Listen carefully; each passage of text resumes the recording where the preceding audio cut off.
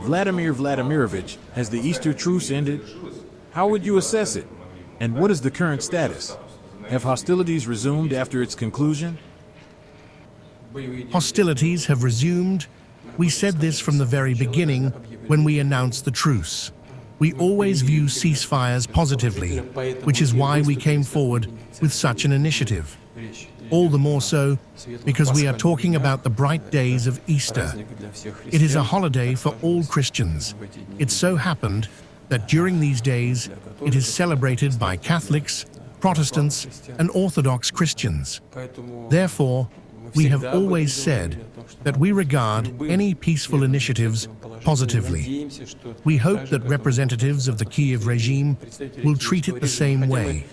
Although we saw the initial reaction, I think everyone noticed it.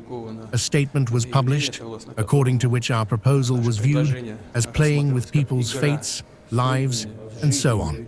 But apparently, someone smarter was found there who gave them a hint, most likely foreign handlers, that rejecting such initiatives is a losing position for the Kyiv regime, and they quickly agreed. Right now, we see that the Kyiv regime is trying to seize the initiative and talk about expanding the scope, both in terms of time and in terms of targets. But we must think it over, of course, and carefully assess everything. Look at the results. I, if you noticed, said from the very beginning, when I met with the Chief of the General Staff, that we would see what kind of experience the announcement of the Easter truce would bring. What does this tell us? Overall, we are observing a decrease in combat activity on the part of the enemy. That is true. These are the assessments, including those of the commanders of our groupings. Nevertheless, there were almost 5,000 violations, 4,900.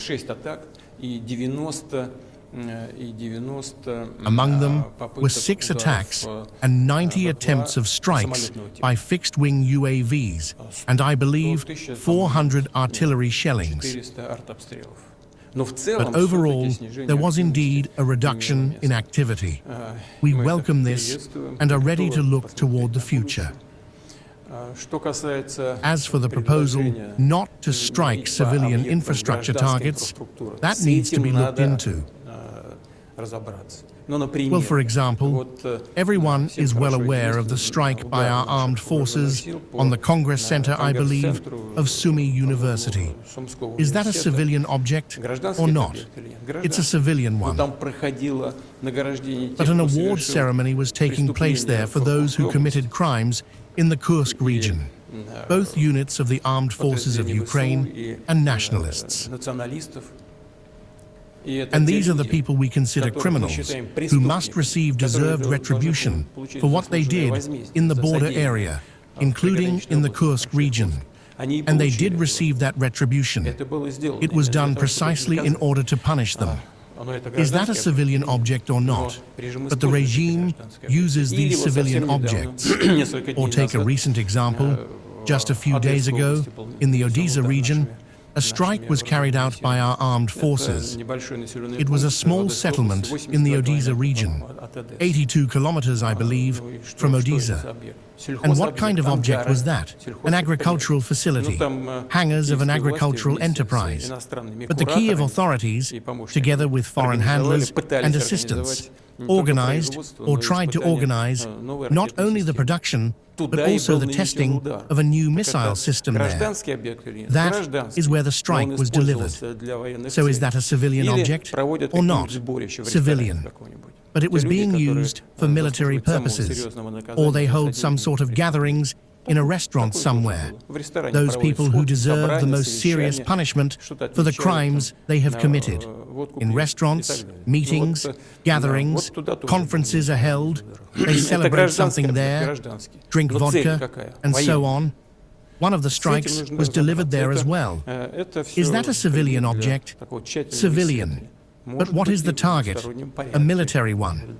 All of this is a subject for thorough investigation, perhaps even on a bilateral basis, as a result of dialogue. We do not rule that out. So we will analyze all of this and make appropriate decisions for the future. Sorrowful news is coming from the Vatican. The Pope has passed away.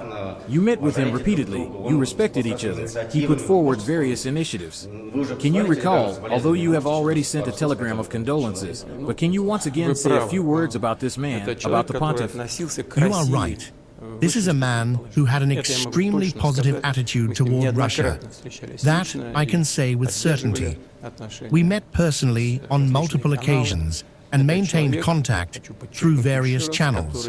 This is a man, I want to emphasize once again, who had an extremely positive attitude toward Russia. We will remember that. The fact that the Pope passed away precisely during the Easter days, I don't know how it is for Catholics, but among Orthodox people, there is such an understanding. There is an internal kind of tradition, a traditional belief that if the Lord calls a person to himself during the Easter days, it is a special sign that the person did not live in vain, did a lot of good for others, and the Lord calls him to himself during these festive Easter days. I believe that's exactly what happened. I mean that the Pope did a great deal, not only for his flock, but for the world as a whole. We extend our deepest condolences to the entire Christian world, and above all, of course, to Catholics. Vladimir Vladimirovich, what is your view on the fact that European officials are already threatening European leaders over their plans to come to Moscow on May 9th? In order to issue threats, one must have the necessary instruments to carry out those threats. That's the first thing. And second, one must be prepared to use those forces and means in order to make them real. Do some European officials have all of that? I don't know.